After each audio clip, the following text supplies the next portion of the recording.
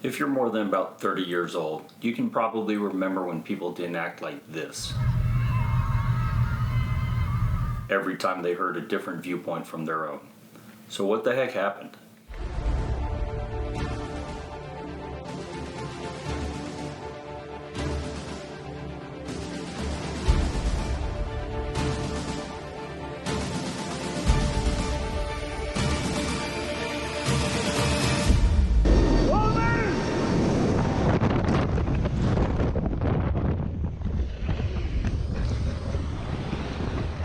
Hi, I'm John, and this is My Crazy World.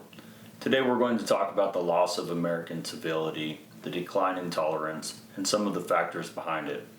For the people that need such things, I'm not a sociologist, a psychiatrist, or expert on anything.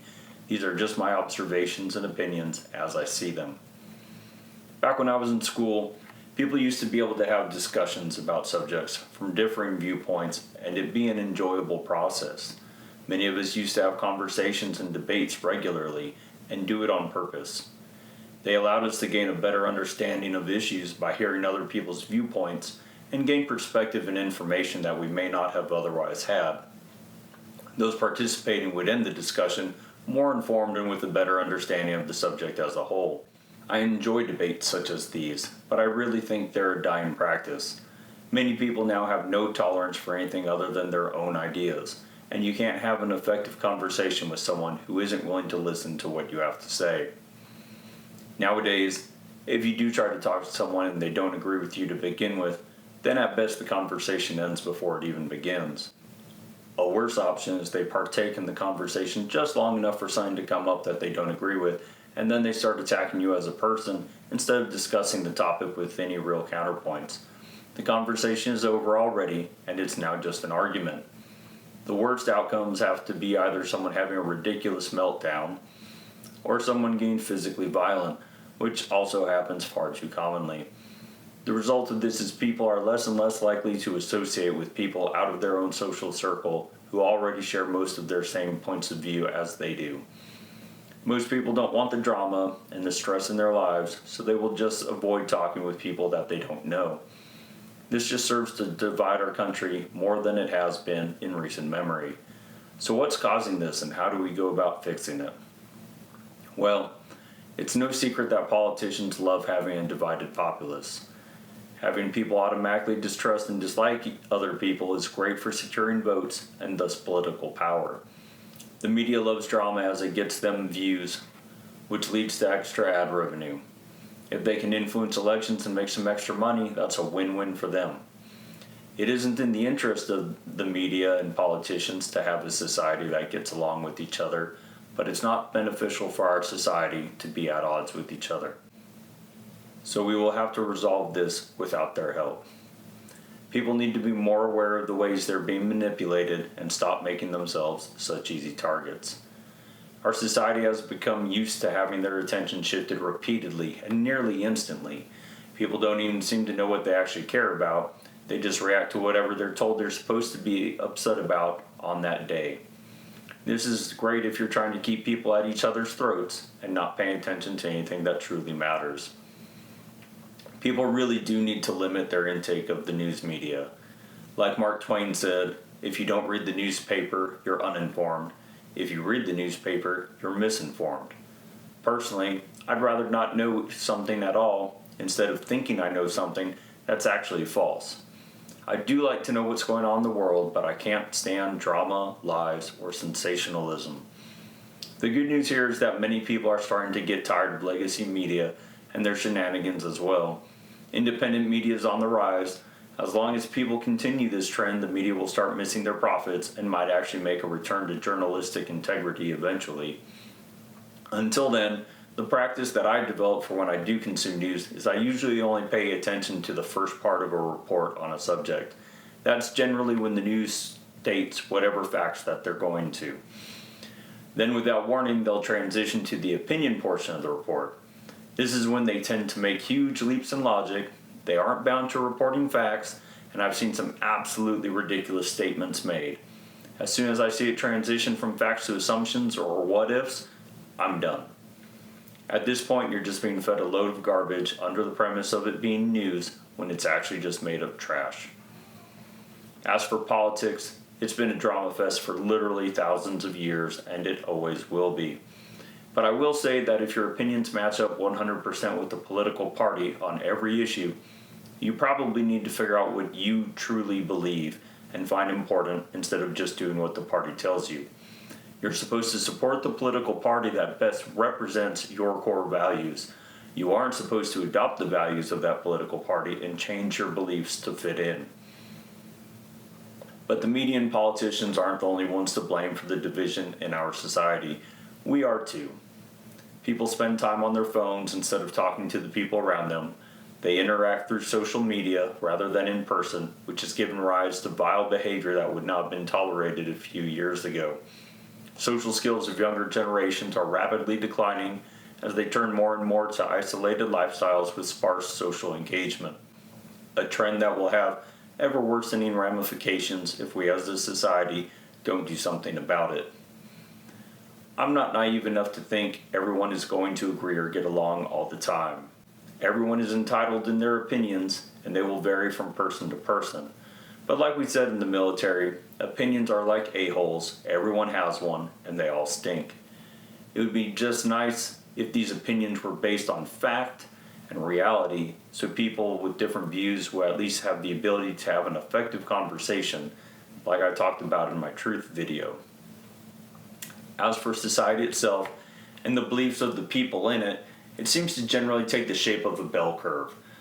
Most people are moderates, somewhere towards the middle, either left, right, or center. On the outer edges are the extremists. I have no hopes that the 5% or so on either side of the extremes would ever be able to associate with the extremists on the other side, but let's ignore them for now. I'm interested in the 90% that are in the middle. Now, the media and politicians love to use the 5% as the example of what the other people are like.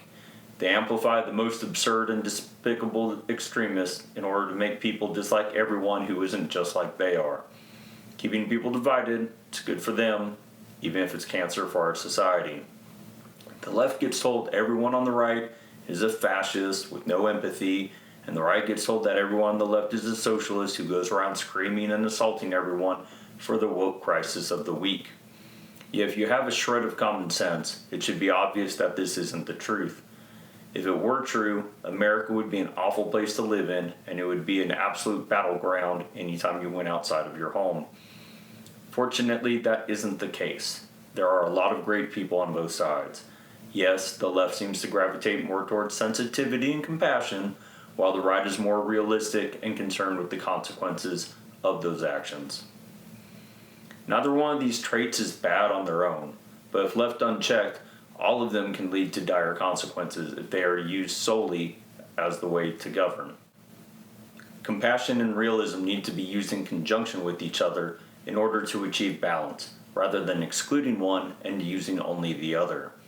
People should appreciate the differences between them rather than hating people for them. I'm a realistic person, so it's pretty obvious which side of the political spectrum I gravitate towards. However, I have several points of views that don't fall in line with that political party because I think for myself. I can also understand many of the points of views of people on the other side and try to see things through their perspective instead of just my own. The vast majority of them are not bad people who want to destroy America.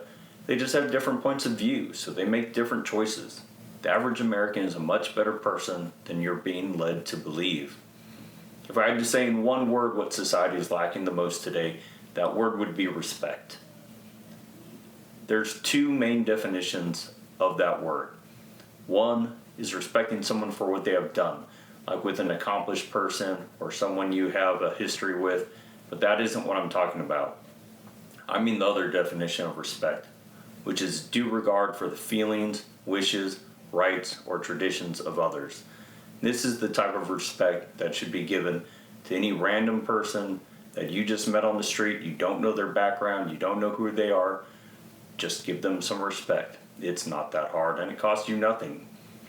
Too many people refuse to respect others. Of course, the ones who demand the most respect from others are the least likely to give that respect to anyone else.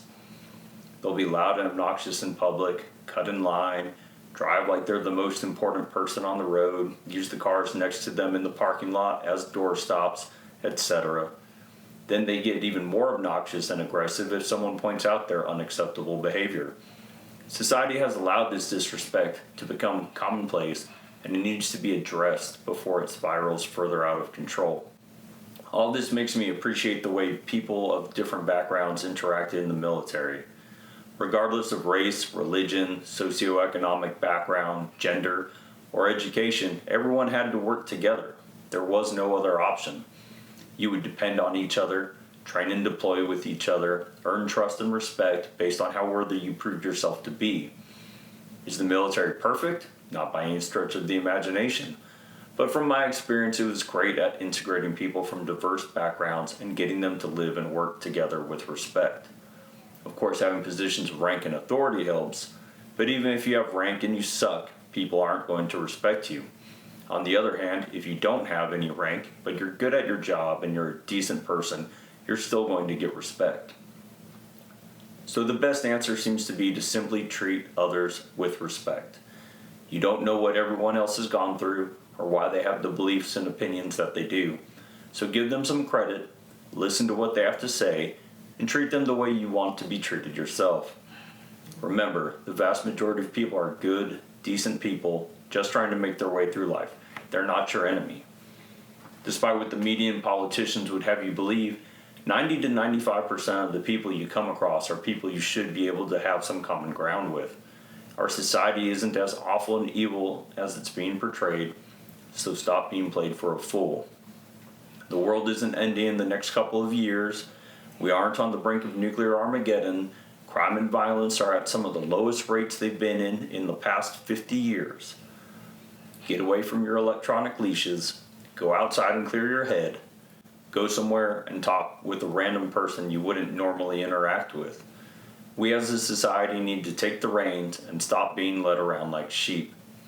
Another presidential election is just around the corner, and lots of effort is going to be spent further dividing this country. The media and politicians will do their best to convince people that follow them that the people who are on the other side are evil and worthy of hate and disgust. It's by far the worst part of our 4-year cycle. Don't let yourself fall for that lie. Be the change you want to see in the world. Be respectful and take care. Thanks for watching. Please like, subscribe, share the video, and I'll see you again soon.